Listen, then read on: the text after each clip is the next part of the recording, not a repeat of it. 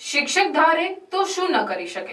શિક્ષણના પાઠ ભણાવતા પર્યાવરણ પ્રેમી શિક્ષક ઉત્પલ પટવારીએ વર્ગખંડની બહાર જઈને આમ લોકોને પર્યાવરણના પાઠ શીખવી પ્રકૃતિ પર્યાવરણનું ઉત્તમ ઉદાહરણ પૂરું પાડ્યું છે। અત્યાર સુધીમાં આ શિક્ષકે 1 લાખથી વધુ વૃક્ષો ઉછેરી અને લોકોને આકર્ષે એવો સુંદર વનવગડો બનાવ્યો છે। પોતાના ખેતરને આ શિક્ષકે વનવગડામાં પરિવર્તિત કરી દીધું છે। જોઈએ આ ખાસ રિપોર્ટ। શિક્ષક ધારે તો શું ન કરી શકે। શિક્ષણના પાઠ ભણાવતા પર્યાવરણ પ્રેમી શિક્ષક ઉત્પલ પટવારીએ વર્ગખંડની બહાર જઈને આમ લોકોને પર્યાવરણના પાઠ શીખવી પ્રકૃતિ પર્યાવરણનું ઉત્તમ ઉદાહરણ પૂરું પાડ્યું।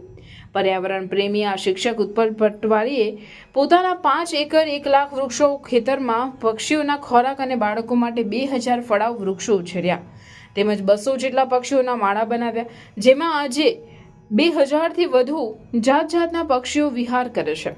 5 એકર વિસ્તારમાં ફેલાયેલું એમનું ખેતર આજે પ્રવાસીઓ માટે આકર્ષણનું કેન્દ્ર બની ગયું છે। આ સુંદર કામગીરી માટે ઉત્તર પ્રદેશના રાજ્યપાલ આનંદીબેન પટેલ દ્વારા આ દિવસે યુવાન ઉત્પલ પટવારીને પ્રકૃતિ સંરક્ષણ એવોર્ડ એનાયત થયો છે। 33 જિલ્લામાંથી પ્રકૃતિ સંરક્ષણ માટે ઉત્પલ પટવારીની પસંદગી કરાઈ હતી। ગરુડેશ્વર તાલુકાના ભાણદ્રા ગામે રહેતા અને વ્યવસાય શિક્ષક એવા ઉત્પલ પટવારીએ પોતાના વ્યવસાયની સાથે પ્રકૃતિમાં પણ રસ કેળવ્યો હતો અને તેમના પ્રયાસોથી પોતાના ખેતર અને આજુબાજુના વિસ્તારમાં 1 લાખથી વધુ વૃક્ષો તેમણે વાવ્યા છે। આ પ્રવૃત્તિની પ્રેરણા તેમને તેમના પિતા પાસેથી મળી હતી। પોતે શિક્ષક હોવાથી દર વર્ષે શાળાના તમામ બાળકોને આ ઉપવનમાં પ્રકૃતિ શિબિરનું આયોજન કરીને તમામ બાળકો પ્રકૃતિની જાળવણી કરે તે માટે સતત માર્ગદર્શન આપે છે। આ સાથે આ ઉપવનમાં વરસાદના પાણીના ભૂમિગત સંગ્રહ માટેની વ્યવસ્થા કરેલ છે જેથી પોતાના તમામ ખેતરનું પાણી પોતાના જ ખેતરના નીચે ભૂમિગત જળમાં જમા થાય છે એટલે કે ખેતરનું પાણી ખેતરમાં જ રહે એવું સુંદર આયોજન કર્યું છે। આજના ગ્લોબલ વોર્મિંગની સમસ્યા સામે ઝઝૂમતા લોકો માટે ઉત્પલભાઈ એક પ્રેરણા સ્ત્રોત જરૂર બન્યા છે।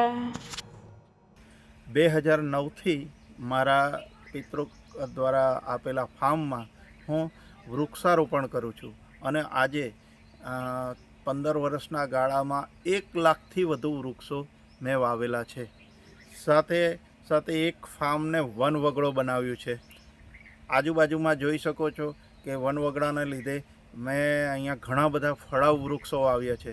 ફળાઉ વૃક્ષો વાવવાનું મુખ્ય કારણ બાળકોને આકર્ષિત કરી શકાય અને સાથે સાથે પક્ષીઓને ખોરાક મળી રહે જેથી કરીને મેં ઘણી જગ્યાએ ખોખા મૂકીને માળા પણ બનાવ્યા છે એટલે પક્ષીનું રહેઠાણ થઈ શકે ને પક્ષી નિર્ભય રીતે મુક્ત મને ફરી શકે જેથી પ્રવાસીઓ માટે પણ એક આ આકર્ષણનું કેન્દ્ર છે।